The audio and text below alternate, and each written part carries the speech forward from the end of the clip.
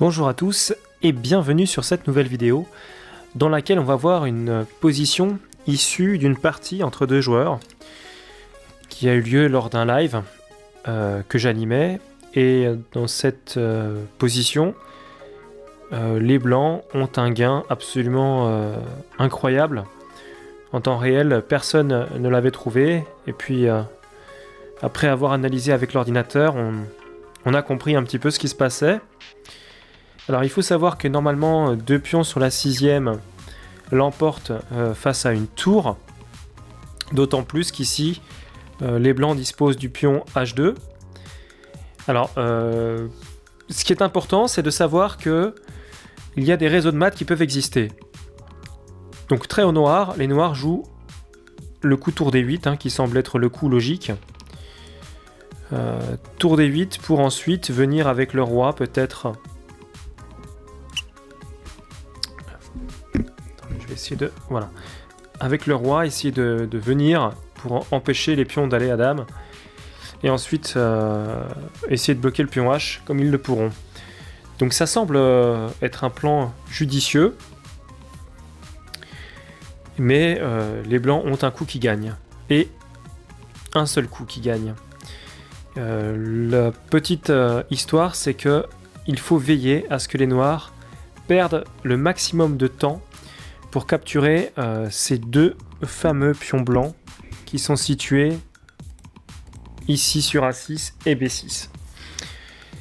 Et donc, on serait tenté de se dire que la poussée du pion A6, alors je retire ça, sur A7 est la meilleure option puisque c'est le pion le plus éloigné qui est poussé.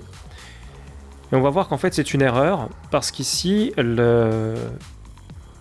le plus important, c'est de faire perdre le temps au roi pour qu'il soit obligé de venir sur la colonne A, capturer le premier pion blanc, de façon à perdre le temps et qui nous permettra, nous, d'amener notre deuxième pion à dame. Alors, dans ce type de position, il va y avoir, vous allez voir, pas mal de petites subtilités que je vais essayer de vous montrer. Et on va comprendre pourquoi le seul coup qui gagne ici, c'est la poussée du pion B6 en B7. Donc on va déjà analyser ce qui ne gagne pas, à savoir la poussée du pion en A7. Donc il y a tour G8 échec. Ça c'est le mauvais placement du roi blanc qui va permettre au noir de gagner des temps avec cette petite menace de mat. Alors ici peu importe le coup qui sera joué. On peut jouer par exemple, je pensais à roi H5 éventuellement, pour essayer de monter le plus possible, en sachant que l'enfilade ne fonctionne pas, puisque sur tour H8 échec, si le roi part, il n'y a pas tour prend H2, puisqu'il y aurait A7 A8 dame. Donc ici roi F5, on essaie toujours de conserver cette menace de mat sur la colonne H avec les noirs. Donc roi H6, roi F6, on conserve la menace, et là, roi H7, si on veut progresser, il n'y a pas le choix, il faut jouer ce coup.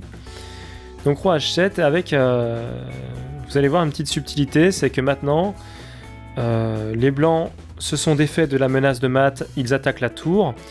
On voit pas trop comment les noirs peuvent empêcher de pousser B7, et bien en fait il y a une petite ressource tactique. C'est tour A8. Et si B7 est joué, alors il y aura tour prend A7, je vais vous le montrer. Tour prend A7 et le pion B7 est cloué, vu que le roi est sur la même rangée. Donc c'est pas possible de jouer comme ça. Donc, la ressource fonctionne. Et là, après tour A8, peut-être H4 ou H3, peu importe. Et vous allez voir que ça va rien donner de vraiment concluant, puisqu'après roi E6, on va pousser, je pense que c'est l'idée la plus logique. On peut jouer roi G6 tout de suite. C'est possible aussi de jouer roi G6 pour menacer de pousser plus rapidement derrière. On retombe sur tour G8 échec, roi H7, et on retomberait dans la même position avec tour A8. Alors on va essayer de jouer plutôt, je pense à roi H6, admettons. ou roi H5, hein, peut-être, hein, c'est simplement... peu importe, hein, les coups, en fait, ça va retomber dans la même position. Roi F5, toujours cette menace de mat. On est obligé de jouer roi H6 pour parer. Roi F6, et on retombe sur roi H7 et tour A8. Donc on se dit, oui, mais on gagne des temps, on peut pousser le pion en H5, mais ça ne sera pas suffisant, parce qu'ici, il y a tout simplement roi E6. Et vous allez voir qu'en fait... comme le roi est sur H7, il n'y a pas de poussée en B7 qui est possible. Si le roi revient sur H6, alors à nouveau roi F6 et on répète les coups. Et si le roi revient sur G6, pareil, tour G8 échec et on répète les coups aussi. Donc là, on va peut-être tenter de jouer, je pense, la poussée directement du pion. A noter que roi G7 aussi est intéressant. Mais on va voir la poussée du pion. Donc après la poussée du pion, les blancs perdent parce qu'il y a un réseau de maths qui s'est créé après roi F6, vous allez voir. On ne peut plus y échapper, il y a un Tsuktsang. Les blancs n'ont plus de coups à jouer. S'ils jouent par exemple B7, qui semble être le seul coup ici, il y a tour prend A7 suivi de B7 qui va tomber. Donc c'est pas possible de jouer comme ça. Donc la poussée ne fonctionne pas, et donc on est bel et bien obligé de jouer soit roi G6, soit roi G7. On va voir ce que donne roi G7, mais c'est vrai qu'à première vue, ce n'est pas suffisant, puisque le roi noir peut venir à temps capturer les pions. A noter que le roi blanc est toujours sur la 7ème, donc on pourra toujours à tout moment jouer tour prend A7 si le pion B est poussé. Donc H6, mais roi C6. Et c'est là que finalement on comprend tout l'intérêt d'avoir joué B7 au lieu de A7, c'est que là le roi peut commencer à prendre sur la colonne B, alors que si on avait un pion sur A6 et un autre sur B7, le roi serait forcé de venir sur B6 pour commencer à prendre les pions, et c'est ce qui fait absolument toute la différence. Donc H7, roi prend B6, H8 dame, tour prend, roi prend, et roi prend A7 avec la nulle, pour cause de matériel insuffisant, comme le mentionne l'ordinateur. Voilà, donc c'est pas possible de gagner comme ça. On va revenir à la position initiale, je ne vais pas répéter tous les coups. Après tour D8, on va jouer cette fois-ci B7, et vous allez voir que c'est complètement différent, et que les plans de défense des noirs ne fonctionnent plus après B7. Donc tour G8 échec, roi H5, pour la même raison que tout à l'heure, l'enfilade sur H8 ne va pas. Il y a tout simplement roi G6, si tour prend H2, il y aurait tout simplement B8 dame.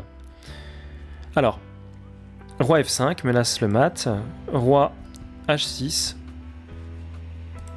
on voit la position très litigieuse encore une fois, hein, du roi blanc qui est sous une menace de mat, après roi F6, roi H7, et là cette fois-ci les noirs ne jouent plus tour A8 comme précédemment, puisqu'ils seraient pris tout simplement, mais ils vont jouer tour B8, et la même idée existe, c'est-à-dire que si on pousse le deuxième pion, eh bien il y a tour prend B7 échec, et le pion A tombe aussi. Donc c'est pas possible de jouer comme ça, on va jouer H4. Voilà, et sur H4, roi E6, et roi G6. Tour G8 échec, on retombe dans le même type de position, roi H6, roi F6, donc là on voit que les idées sont les mêmes. La seule différence, c'est qu'on gagne des temps maintenant et que le pion est sur B7, et vous allez voir que ça va tout changer au niveau du résultat. Roi H7, tour B8, et là H5. Roi E6, et roi G7. Donc là, il y a un boulevard. On le voit bien pour ce pion qui menace de pousser, hein, d'aller damer. Et les noirs ont un problème pour l'empêcher. Ils vont tenter de jouer roi D6 pour aller capturer les pions comme ils avaient tenté de le faire précédemment lorsque les pions étaient sur B6 et A7, mais vous allez voir que maintenant, comme le pion est sur A6, il faut un temps supplémentaire pour aller chercher les pions pour le roi noir, et donc ça sera suffisant pour que l'on gagne cette partie. Vous allez voir comment. Donc roi D6, H6, roi C6, H7. Et là maintenant on comprend le problème. Si les noirs jouent roi B6, ils peuvent pas prendre, hein. Donc ils doivent jouer roi B6, il y a tout simplement dame. Et là, tout perd pour les noirs, puisque tour prend qui semble forcé, amène la suite évidente, roi prend. Et ici, si les noirs prennent sur A6, par exemple, évidemment, il y a dame sur B8. Donc c'est pas possible. Et la tentative roi A7, il faut quand même voir ce que ça peut donner. Est-ce que ça peut tenir? Alors non, tout simplement, vous allez comprendre pourquoi. On va ramener le roi. Donc le roi va jongler sur ces deux cases. Voilà. Et donc là, on va forcer la prise du roi noir sur A6. Et on pourra tout simplement faire dame et mater très rapidement. Voilà pour cette petite position d'étude que je trouve extrêmement instructive. Je vous remets la position de départ après tour D8. Hein. Et donc, dans cette position, on peut conclure que le coup B7 gagne, tandis que le coup A7 ne donne que la nulle pour les blancs. Avec l'idée, c'est que comme les noirs auront besoin d'un temps de plus pour capturer les pions blancs à l'aile dame avec leur roi, eh bien, nous aurons le temps avec les blancs de gagner ce fameux temps et d'en profiter pour pousser le pion et pour aller à dame avec un temps d'avance, ce qui sera suffisant pour remporter la partie. Voilà, j'espère que cette vidéo vous a plu et je vous dis à très bientôt pour de nouvelles vidéos. Ciao, ciao!